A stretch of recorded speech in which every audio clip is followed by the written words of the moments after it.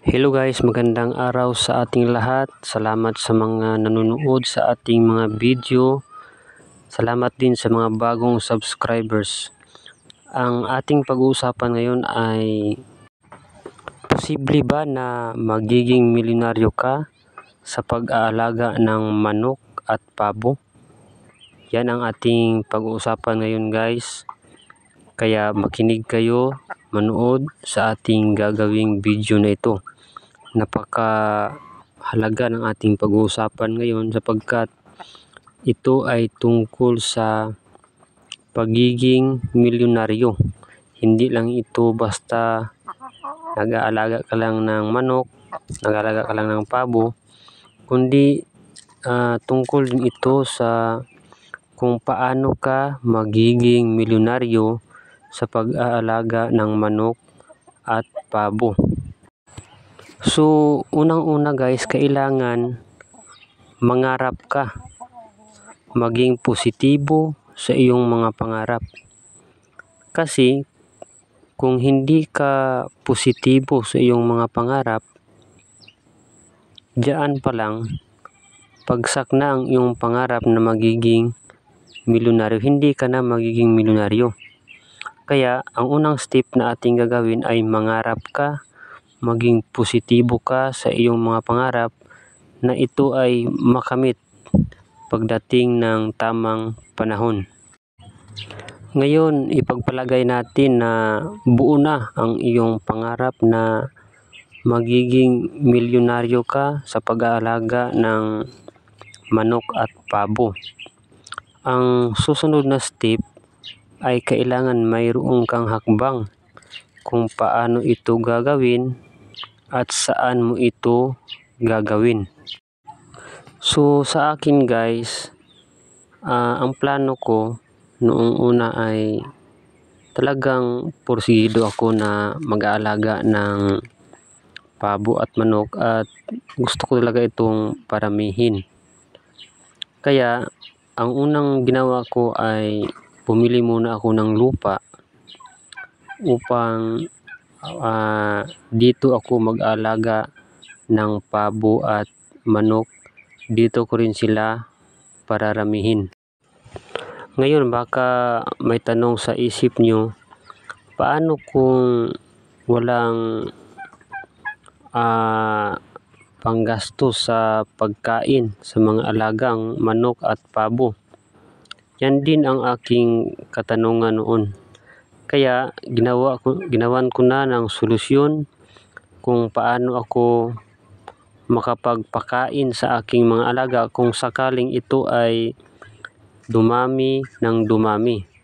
Kaya ang aking ginawa ay nagtanim muna ako ng mga kamuting kahoy, nagtanim muna ako ng mga saging, sapagkat ito ay kanilang pagkain kung sakaling dumami na sila pagdating ng tamang panahon.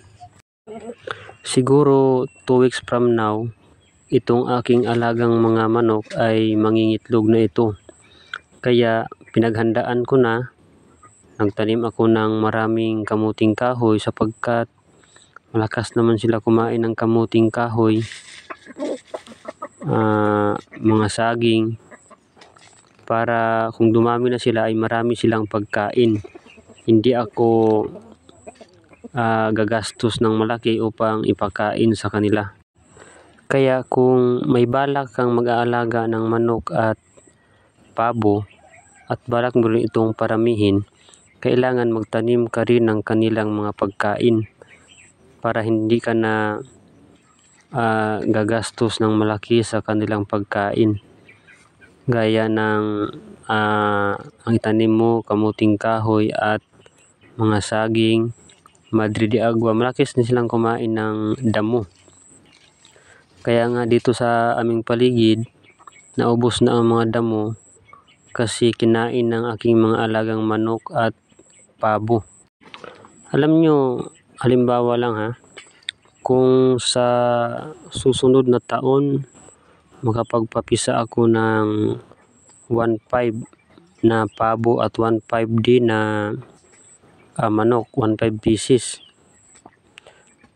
Tsaka ang lumaki lang niyan halimbawa 1,000, no? 1,000 na manok at 1,000 na pabo. Kung ibenta ko ang 1,000 na pabo sa tig 1,000, tag 1,000 pesos, so diyan pa lang milyonaryo ka na. That is 1 million pesos. Paano pa kaya kung kada buwan makapagpapisa ka ng 1,000 pabo at 1,000 manok? Di kada buwan mayroon kang 1 milyon. At ang pinapakain mo lang dyan ay mga saging at kamuting kahoy kasi malakas naman silang kumain. Pati mga damo sa paligid, alalayan mo lang ng kunting feeds, nabuhay na sila.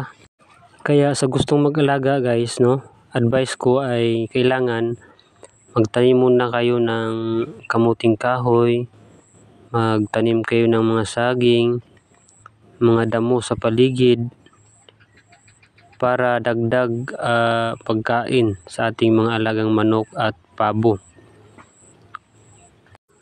Siyempre kailangan may lupa din kayo, kasi paano kayo makapagtanim kung wala kayong lupa, di ba? Unahin nyo ang lupa, tapos magtanim dahan-dahan lang. Pagdating ng panahon, marating din natin ang ating mga pangarap na guminhawa sa ating buhay. Kasi kung ito ay hindi natin maibenta, meron din naman tayong pagkain. Ito ay ating maulam. Yung mga itlog, mauulam natin. Mayroon namang karne. So, marami tayong pagkain. Sige, hanggang dito na lang.